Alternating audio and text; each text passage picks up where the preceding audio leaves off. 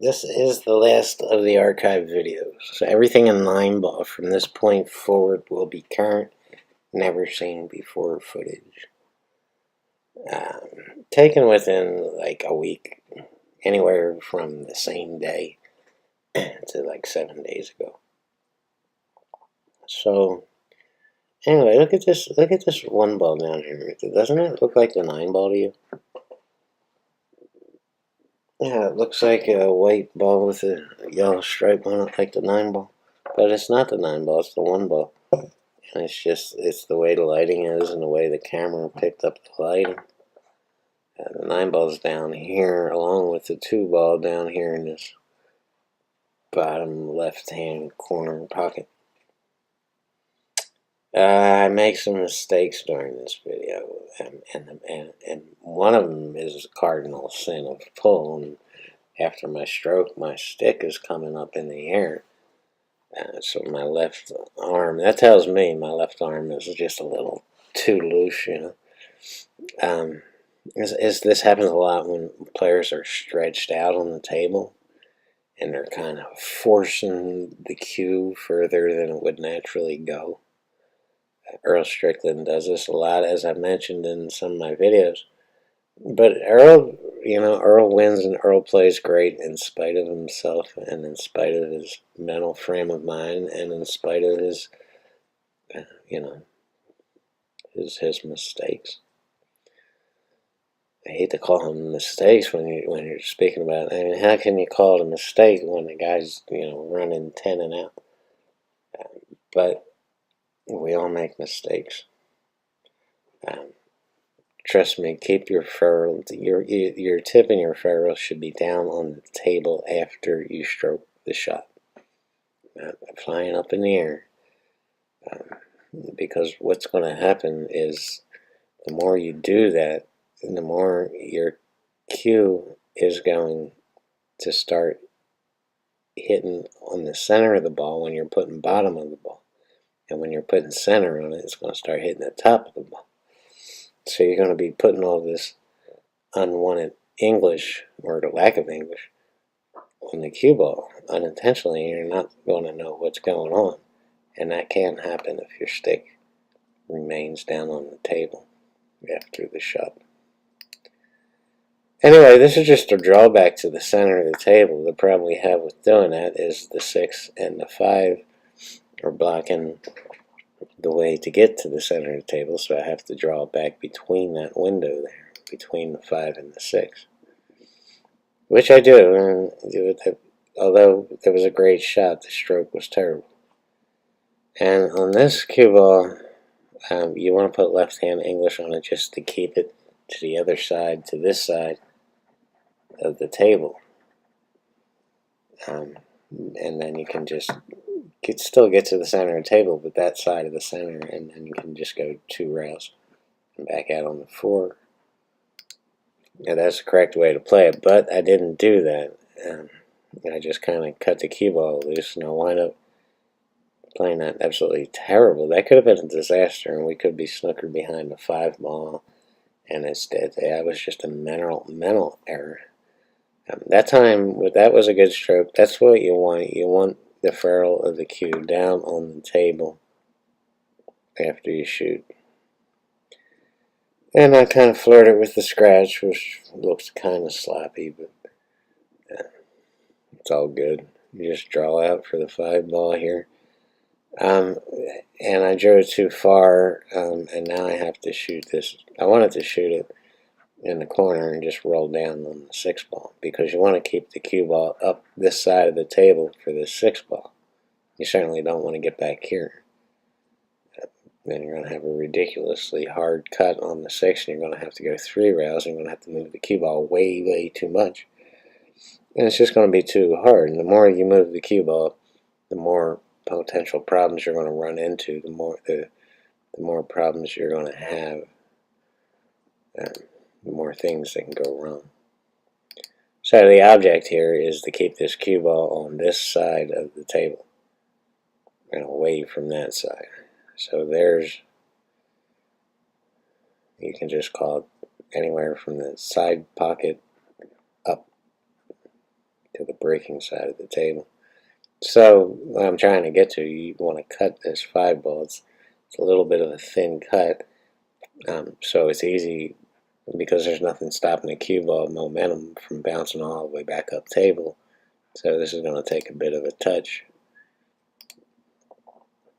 Yeah, it's a thin cut, but they have to shoot softly to keep on that side of the table. And that's fine. And a lot of guys here would just cut this loose and go 3 rails to try to get, a foot away from the 7-ball, and that's, once again, you're taking all kinds of chances if you do that, and you're moving the cue ball way too much. All you have to do is shoot this softly and keep the cue ball against this rail, and this 7 is out from the rail, so it's just a matter of going down to this end rail and bouncing up between these 2 balls for a shot on the 8, a stop shot on the 8, and a shot straight in for the 9. That's the way to play it. Don't do more than you have to do. Keep it simple. I don't know how many times I've said that. Keep it simple. But you have to pound that into your head. The more simple you can keep this game, and the less you move the cue ball, the more consistent you're going to be.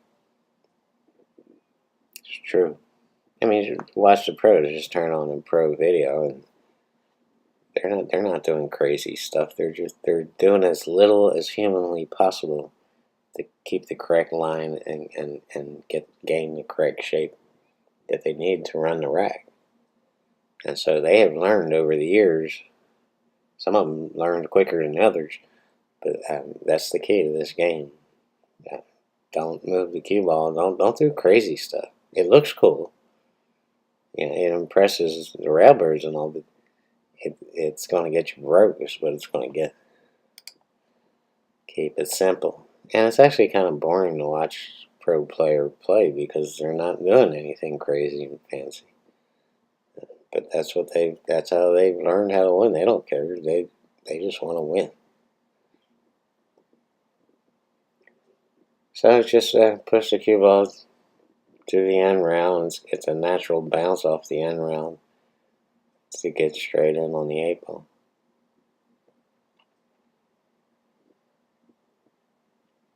And this is just a stop shot with a little bit of an angle, so it's going to bounce a little bit. It's not going to be an exact stop shot, but that wasn't much at all. There's a good stroke on that ball too. That's what you want. You want to keep that ferrule down on, just like that, and down on the table.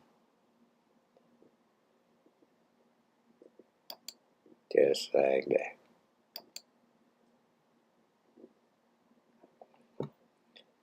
And I believe it comes up again on this 9-ball. I probably did that half of this game. I think I was just tired and just kind of like wanting to get it over with.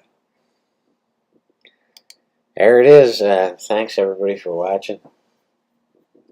I appreciate you. You're going to see an Elkmaster commercial that I made coming up right here. I think you should watch it. It's very, very, very informative. We'll put it that way.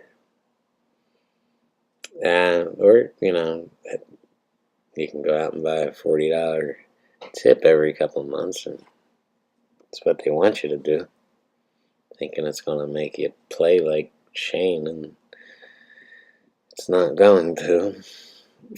Or you could buy a 50-cent Elkmaster that works even better. Anyway, I'm going to stop trashing the cue companies. If you want to buy them, buy them. They don't work for me. But I grew up playing with Elkmaster, and what's the other one?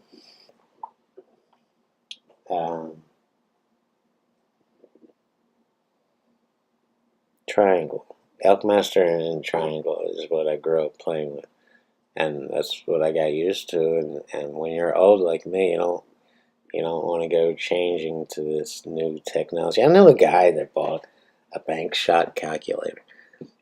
Yeah, a bank shot calculator, and they sent him a piece of clear plexiglass with a couple of lines on it.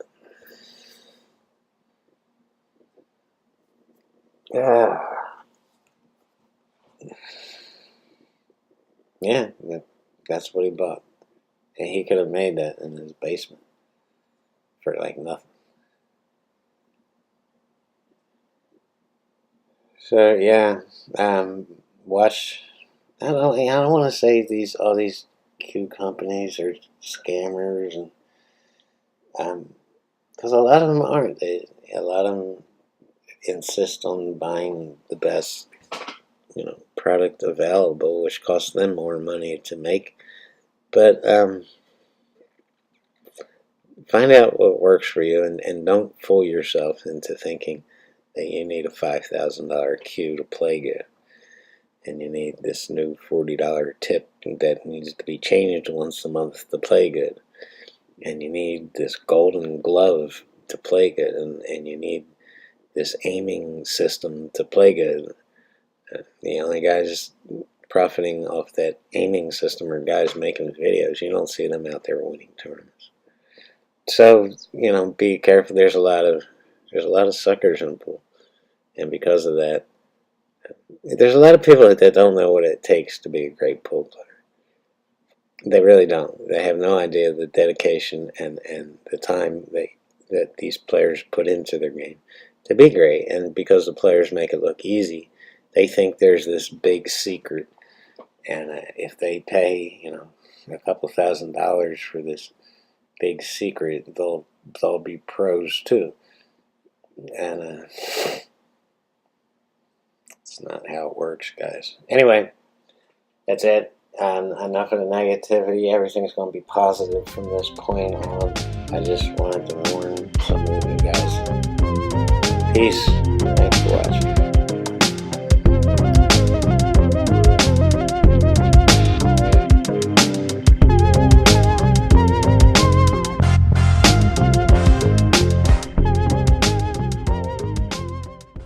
And what kind of tip do you like to play with?